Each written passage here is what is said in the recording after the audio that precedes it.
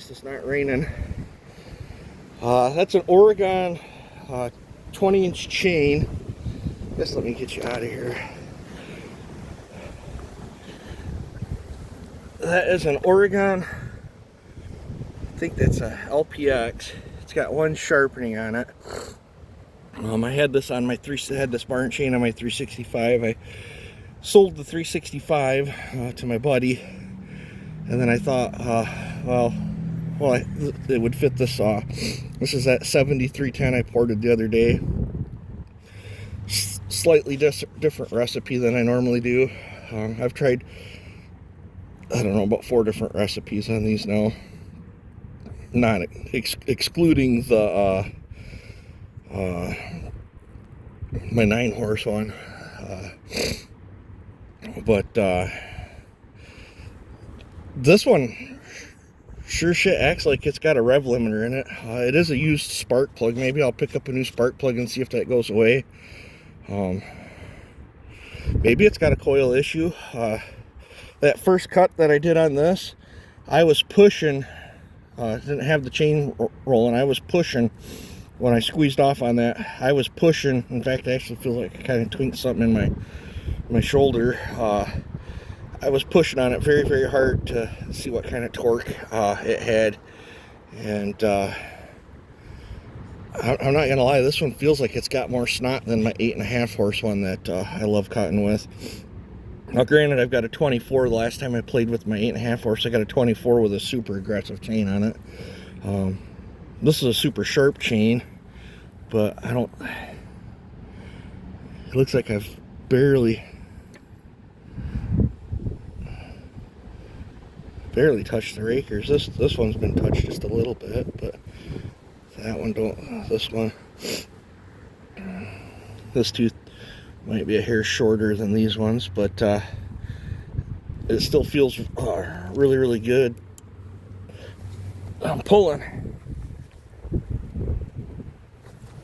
some really nice chips out with it. I only got that piece and that piece left to test big saws on, so I don't want to waste it. But yeah, that thing, she feels right sporty. I fattened it up there in couple of them cuts too, where I fattened it up where it wouldn't bang off what I think is the rev limiter. Maybe I juiced that one up enough there where she wants to be right on the ragged edge on the rev limiter out of the cut, and then just off it in the cut. It's got some, if you guys chip over, it's from the wind. If you guys tell it's got quite a bit of chain speed. But I guess while I'm filming, I've been getting asked a lot about my little mini. Yeah, I like it. It sure beats a shovel. It's not even a year old now, and the track's already starting to get a little weather checked, but it does sit outside all the time. I guess I'll talk about the upgrades I had to do to this thing. If you get one of these, you're gonna have to go over every single nut and bolt, because so far every nut and bolt that I've touched on this thing's been loose. I actually bought 2 different thumbs. I got the other one in the shed. The other thumb didn't fit. So when you're buying these things, unless it lists exactly, because these are a clone of something, and then it's a Chinese thing, and this is just the name. That's not who's making it, but there's probably 30 models of the same thing, and then there's different variations of that. So whenever you go to get parts, sometimes it's hit or miss. But I put this thumb, I got this one off eBay, and it fit. The thing to look for is make sure it says 1 ton, and that it's got the three-hole bracket. Now I broke the first 5 minutes of playing with it when I put the thumb on it. I broke it, and I had to re-weld all that back up and remake a couple pieces. I don't know if you can see that weld in there. And so far, I haven't rebroke it. And these were capped off, and this side hooks to this side that came with the hoses. I had to get the special adapter that was one size to the other. We had a town over, had a hydraulic shop, and they were able to hook me up with that. I did change out every one of the grease fittings in this thing. I mean, every one of them. So I depleted Napa's supply of grease certs. Some downsides, some of the hoses are vulnerable. Like I've already bent that one. I haven't bent it back because it's not leaking, and if it's not leaking, I'm not gonna worry about it. In some positions, you got to be careful not to catch your lower hose. Let's see here. Fluids. I had to change all the fluids in this thing. I put this on there not only to give me some tie downs, but to protect them hydraulic drive motors because they were exposed. And don't pay much attention when I'm backing up, moving stuff around, and I have hit them hydraulic motors. Let's see, underneath here, it's got a Briggs & Stratton, but I think it's a Chinesium Briggs & Stratton, if that makes any sense. I don't think it's a real Briggs & Stratton. But I used header. I pulled the shroud off from the muffler, and I used header wrap, like what you get for a motorcycle or wrap around headers for a race car, and I wrapped up the exhaust, and that cut down overheating the engine in here. And then I added I had to pull this front cover off because the low oil pressure switch messed up. And then let me, just while I'm making a video jibber jabbering about it, I've probably had more questions on this little Mini lately than I have on any of the chainsaw stuff. I put these little stainless marine latches on here just so I could take the back cover off to service it way easier. That's way easier because it had nuts and bolts. I tack welded these bolts in here as little guide pins, and then I just used the clamps. I am going to be putting some little pieces of super thin rubber down to cut down on some of the vibration because it does rattle every now and then. And then I put this hydraulic cooler in. It's just something I bought off eBay and then wired in. The hour meter did not work on this anyway because it got filled with water. So what used to power the water meter now powers the cooling fan. It's not that big a deal. I slid a piece of plate steel in here to add some weight, and then I've got a piece of plate steel down there that I added. Now with this here, you do got to be careful how high you raise the blade because you can kiss the blade, but it's not horrible. And I added this oil filter kit. Had to have all these hoses made and adapters and stuff. That was kind of a pain in the butt, but made this little bracket. But all in all, I really like the machine. It sure beats a shovel. My back ain't what it used to be, and I mean, it don't pick up nowhere near what my loader does, but every one of these logs here I've picked up and moved around with it with that bucket claw.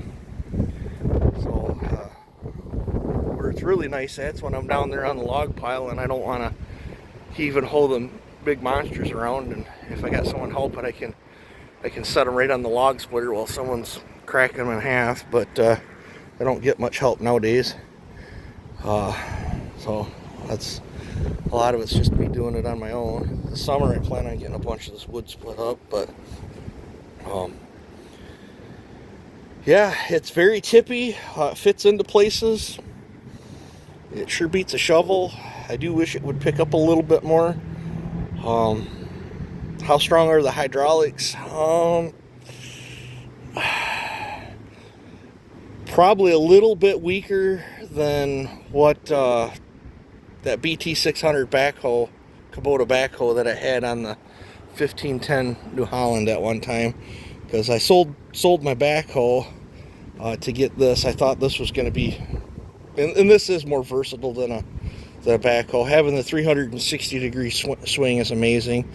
Another thing I wish I had, I wish it had about 2 more feet up ability to pick something up higher, and 2 more feet to be able to dig down. And I think it would have been, I think 2 sizes bigger machine would have been about perfect.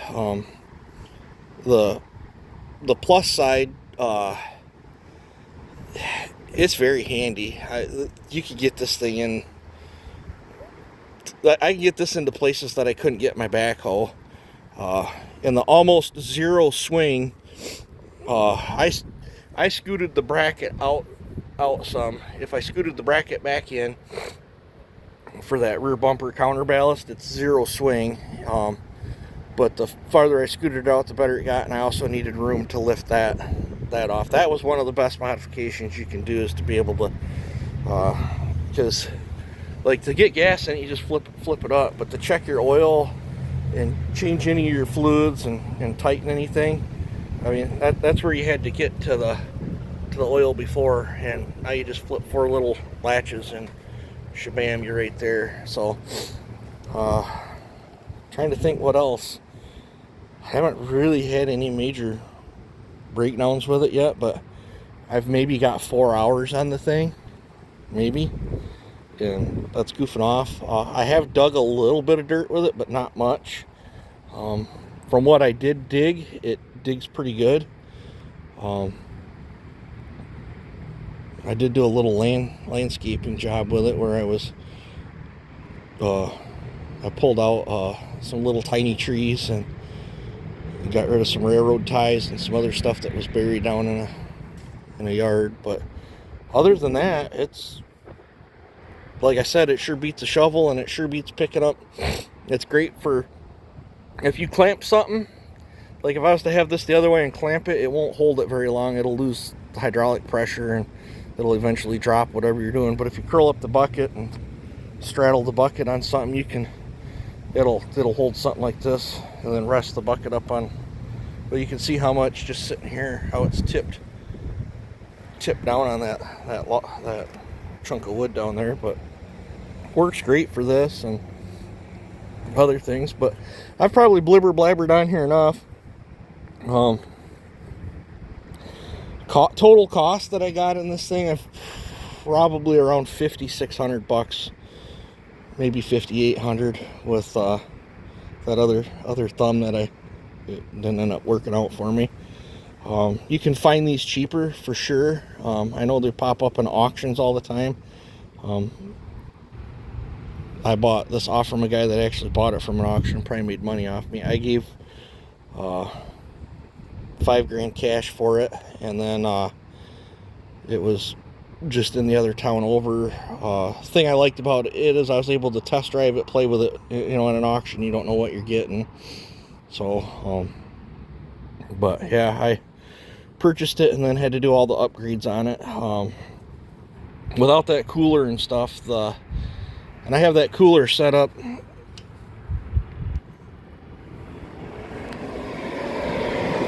know if you can hear it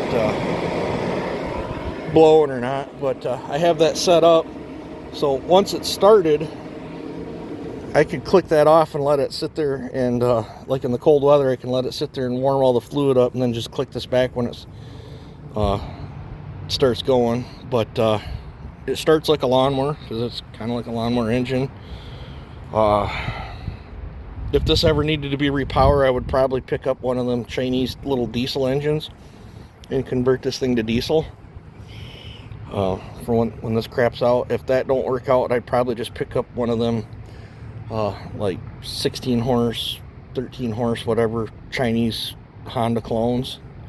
I think it'd be a pretty easy swap in there, but honestly I think I'd rather have like a little diesel in there. I think it would be probably a little more durable. But yeah, so there's the, hopefully this answers anybody's questions. Wished it had foot controls like a real one, and these aren't horrible, but if it had the pilot controls up here, it would be a lot better. And like this one controls thumb, this one controls your blades, this is your forward and reverse, and then to steer the thing, you can push one way and one the other way, or just one at a time. And it's not very fast. I think the thing only does like a mile an hour. It's like a very mellow old person walking pace. But if you're carrying something, it's about the right speed because it's so tippy. I've had a few old poop moments with it there. I've almost flipped it over. Just by putting that weight bar back and the 2 pieces of plate that I put in there. And I have some other plate that I was going to stack in and tack weld on that one. I just haven't got around to it yet. But just putting, I think I added like a total of 50 pounds just putting 50 pounds on this end made a huge difference on how tippy it is. So, but alrighty, I've blabbered on here enough. You guys take it easy. Let me know what you think of the my newest version of 7310. I think I'm gonna have to get that over to Joe's. I'd be curious to see what it's producing. I'm very happy with the amount of torque that I got out of that thing versus the chain speed. This feels like it's going to be an absolute riot to cut wood with. Yeah, so let me know what you guys think. You guys take it easy. Have a good one.